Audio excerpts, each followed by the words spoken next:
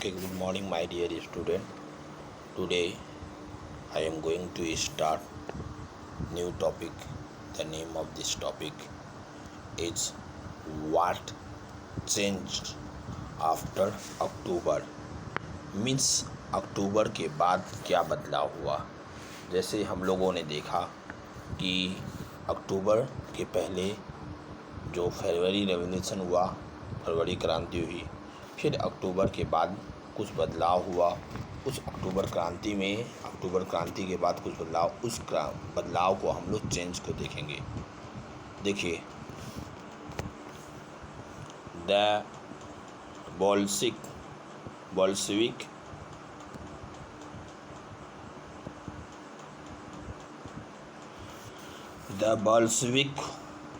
were totally opposed to private property. Most industry and banks were nationalized in November 1917. Means यह कहा जा रहा है बोल्शेविक जो थे निजी संपत्ति की व्यवस्था की पूरी तरह खिलाफ थे। प्राइवेट प्रॉपर्टी मीन्स निजी संपत्ति। अपोज मीन्स ये जो अपोज शब्द दिया, अपोज मीन्स विरोध, ठीक है, मतलब खिलाफ या विरोध। मतलब बोल्शेविक निजी संपत्ति की व्यवस्था की पूरी तरह, निजी संपत्ति जो थी उसकी व्यवस्था पूरी तरह खिलाफ थे या विरोध में थे। Most industry and banks were nationalized in November 1917। अधिकतर उद्योगों, इंडस्ट्री मीन्स उद्योग, अधिकतर उद्योगों और बैंकों का नवंबर 1917 में ही राष्ट्रीयकरण किया जा चुका था, नेशनलाइज कर दिया गया था। जैसे कि बोल्शेविक का 3 डिमांड था। उस डिमांड में पहला था कि वार समाप्त कर दिया जाए, जो युद्ध है वह समाप्त कर दिया जाए। दूसरा यह डिमांड था उसका अप्रैल में कि लोग जो लैंड ऑनर हैं, पीजेंट को उनकी ज़मीन भूमि लौटा दी जाए। और तीसरा कि बैंकों को नेशनलाइज कर दिया जाए, राष्ट्रीयकरण कर दिया जाए। तो उसमें 1917 में यही हुआ कि बैंकों और उद्योगों का नेशनलाइज कर दिया गया। The mint that government took over ownership and manage land was use more property and peasants were allowed to seize the land of the nobility means होता है आपका सामंत, जो सामंत होते हैं उसमें। इसमें यह कहा गया है उनका स्वामित्व और प्रबंधन सरकार के नियंत्रण में आ चुका था। ज़मीन को सामाजिक संपत्ति घोषित कर दी गई। सामाजिक में सबका हो गया। किसानों को सामंतों की ज़मीन पर कब्जा करने की खुली छूट दे दी गई। सीमांतों को property peasant were allowed to seize the land of the nobility means किसानों को सामंतों की ज़मीन पर कब्जा करने की खुली छूट दे दी गई थी। अर्थात पहले जो सामंत किसानों की ज़मीन को फॉरफिटेड कर लिए थे, उस ज़मीन को इन लोगों ने क्या किया कि सरकार ने यह कह दिया कि अब उन पे पूरा अधिकार, अर्थात अब बोल्शेविक की पार्टी बन गई है, इसलिए उसको पूरा अधिकार है। इन अदर्स बोल्शेविक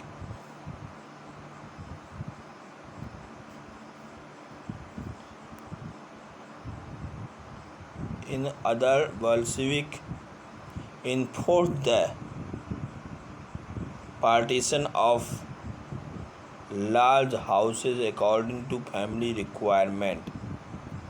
मीन्स यह बोला जाए इन अदर, दूसरी तरह से यह भी किया, बोल्शेविक ने यह भी किया कि इन्फोर्स बाध्य कर दिया कि जो बड़ी फैमिली है, लार्ज बड़े परिवार हैं, उन परिवारों की अकॉर्डिंग टू रिक्वायरमेंट मीन जैसे जितनी आवश्यकता थी उसके अनुसार उनकी भूमि को इन्फोर्स मतलब पार्टीशन कर दिया, बांट दिया गया।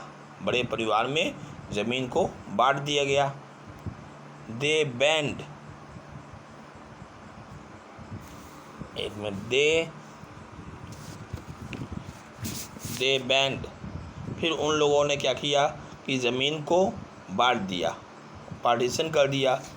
पार्टीशन करने के बाद they banned the use of old title of aristocracy, और इसके बाद जो उसने क्या किया, दे बैंड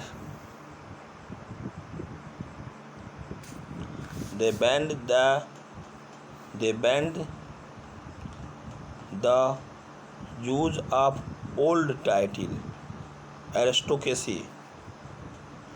एरिस्टोक्रेसी जो पुरानी टाइटल थी, उपमा थी, जैसे बड़े बड़े राजा महाराजा होते थे उनको एक उपमा दी जाती है बड़े लोगों को कि वह एरिस्टोक्रेसी हैं, तो इसको उन्होंने क्या किया, उस उपमा को बैन कर दिया, रोक लगा दिया। और इसके बाद, इस रोक लगाने के बाद उन्होंने क्या किया कि टू असेस्ट मीन्स संपत्ति, the 10th new uniform were design for the army and the officers following A clothing competition organized in 1918. Okay, 1918 when the Soviet had means Soviet की दो टोपी थी, बुदियानोका वास्तुजेन, मीन्स यह बताया जा रहा है कि जब 1900 when the सोवियत, मतलब यह बताया जा रहा है कि उन्होंने सबको यह अधिकार दे दिया, क्या अधिकार दे दिया कि अपनी संपत्ति उनको मिल गई। फिर जब उनको सभी लोगों को अपनी संपत्ति मिल गई पर्याप्त, फिर इसके बाद उन्होंने कहा कि मकान को छोटे छोटे हिस्से कर दिए गए ताकि बेघर या ज़रूरतमंदों को रहने वाले द रिक्वायरमेंट, ठीक है, जिसकी ज़रूरत थी उसकी पूरी हो जाए और कोई सबकी आवश्यकताओं की पूर्ति हो जाए। उन्होंने अभिजात वर्ग, मतलब जो the band differ from to arrested the change new uniform वाजन दे दी। उन्होंने यह भी किया कि परिवर्तन के स्पष्ट रूप से सामने के लिए सेना और सरकारी अफसरों की वर्दी में बदलाव कर दी। उन्होंने अभिजात वर्ग द्वारा पुरानी पाबंदी के इस्तेमाल पर रोक लगा दी, जो पुरानी एरिस्टोक्रेसी पर पुरानी पाबंदी जो एरिस्टोक्रेसी लोग उपमा देते थे उस पर उन्होंने रोक लगा दी। इसके बाद उसके इस्तेमाल पर रोक लगाने के बाद इसके बाद परिवर्तन के रूप में उन्होंने सामने लाने के लिए सेना और सरकारी अफसरों के यूनिफॉर्म मीन्स पोशाक और वर्दियों को उन्होंने बदल दिया। इसके लिए 1918 के लिए 1918 में उन्होंने एक परिधान प्रतियोगिता क्लॉथिंग कंपटीशन में परिधान प्रतियोगिता आयोजित की, जिसमें सोवियत टोपी, जैसे देखिए इस सैनिक को देख रहे हैं, ये सैनिक किस प्रकार का टोपी पहना हुआ, सोवियत टोपी पहना हुआ, जिसको बुडियानोका कहा था। इस टोपी का नाम क्या है, बुडियानोका, जो सर पे रखा हुआ इसका नाम बुडियानोका है। और उसी का चूजन, मतलब इसी का चुनाव किया गया। इस प्रकार की टोपी सैनिकों को पहननी होगी। ओके।